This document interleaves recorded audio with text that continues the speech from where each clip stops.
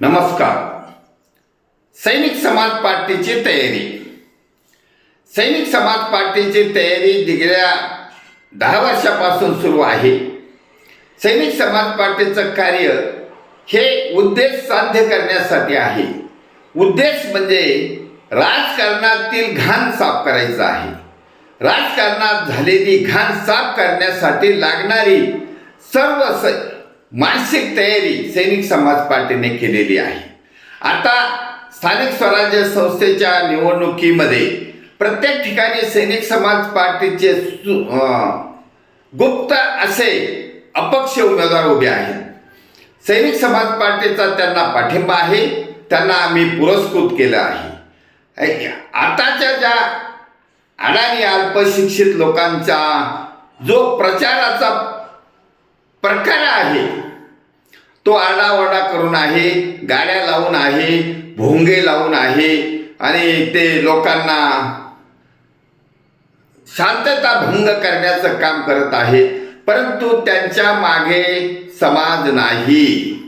समाजाने ठाम निर्णय घेतला आहे की यांना बाहेर करायचं आहे.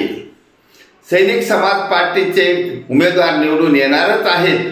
तरी पण मुख्य उद्देश आहे की या राजकारणातील घाण साफ करायची आहे. हे वारंवार आम्ही ते सांगतो. घाण कोण आहेत? भ्रष्टाचारी प्रवृत्तीचे आहेत, वंशवादी प्रवृत्तीचे आहेत, बिनविरोध निवडून येणारे आहेत. आता बिनविरोध निवडून येणाऱ्यावर हायकोर्टाचे कोर्टामध्ये काही सज्जन लोकांनी रिट पिटिशन दाखल केलं आहे. बिनविरोध हा कायदेशीर मार्ग आहे का? आणि त्याच्यावर निवडणूक आयोगाने सुद्धा चौकशी नेमलेली आहे. परंतु याचिकाकर्त्यांचं म्हणणं आहे की निवडणूक आयोग सुद्धा इम्पार्शियल चौकशी करू शकणार नाही. कारण त्यांच्यावर समाजाचा संशय आहे की निवडणूक आयोग, निवडणूक निर्णय अधिकारी हे सुद्धा सत्ताधाऱ्यांच्या इशाऱ्यावर काम करतात. म्हणून हायकोर्टाच्या स्पेशल टीम मार्फत याची चौकशी होणं गरजेचं आहे. हा सर्व मुद्दा जो चालू आहे तो सैनिक समाज पार्टीच्या पथ्यावर पडणारा आहे. कारण सैनिक समाज पार्टीचं हायकोर्ट आणि सुप्रीम कोर्ट म्हणजे समाज आहे. समाजातील तज्ज्ञ नागरिक आहे. समाजामध्ये सुद्धा बुद्धिजीवी, कायदा तज्ज्ञ लोक आहेत. या सर्वांना आव्हान केलेलं आहे की सैनिक समाज पार्टीचं जे स्लो मोशन मध्ये प्रचार चालू आहे त्याच्यावर समाज एकत्र येत चालला आहे. त्यामुळे विविध तत्वज्ञानी लोकांचा, विचारवंतांचा विचाराचा समावेश करून सैनिक समाज पार्टीची आयडिओलॉजी तयार झालेली आहे.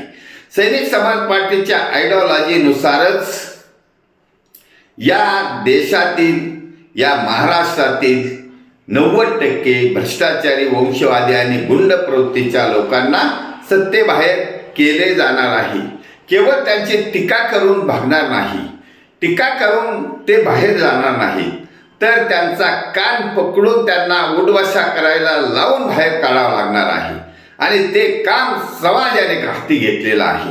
समाज आजपर्यंत एकत्र नव्हता, पण सैनिक समाज पार्टीच्या व्यासपीठावर समाजाला एकत्र करण्याचं कार्य पूर्ण होत आलेलं आहे.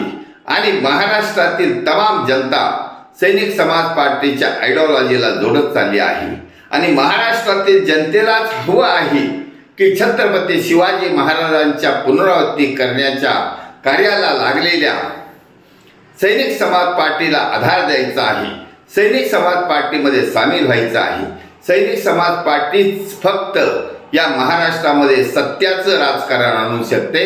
आणि सत्याचं राजकारण आणण्यासाठी सैनिक समाज पार्टीमध्ये सामील व्हावं असं सर्व जनतेला वाटतं. म्हणून जनतेचे धन्यवाद. भारत वर्ष की जय. छत्रपती शिवाजी महाराज की जय. सैनिक समाज पार्टीचा विजय असो.